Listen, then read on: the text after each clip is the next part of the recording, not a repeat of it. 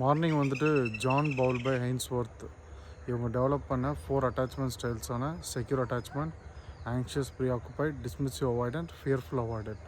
இந்த 4 டைப்பும் எப்படி குழந்தைங்களோட கார்டிங் பேரண்டிங் ஸ்டைல் பொறுத்து சின்ன வயசில் இருக்குதுன்ற பொறுத்து ஃப்யூச்சரில் அவங்க ரிலேஷன்ஷிப்பில் இவங்க இப்படி தான் பிஹேவ் பண்ணுவாங்க, அவங்களுக்கு அப்படி தான் அமையுன்றதை பொறுத்து பார்த்தோம்.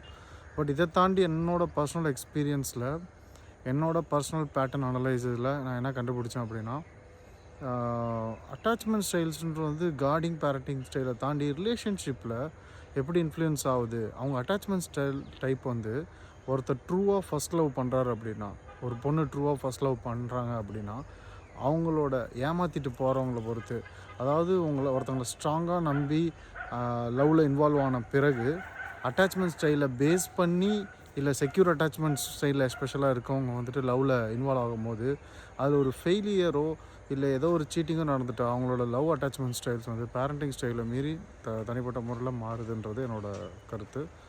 இது உங்கள் லைஃப்லேயும் ஒர்க் அவுட் ஆச்சா, இந்த பேட்டர்ன் உண்மையான்றதை நீங்கள் இதில் தவறுனா தவறு, இல்லை என்னோடய மிஸ்டேக்ஸை திருத்திக்கிறதுக்காக கமெண்ட் செக்ஷனில் மென்ஷன் பண்ணலாம். பாய்.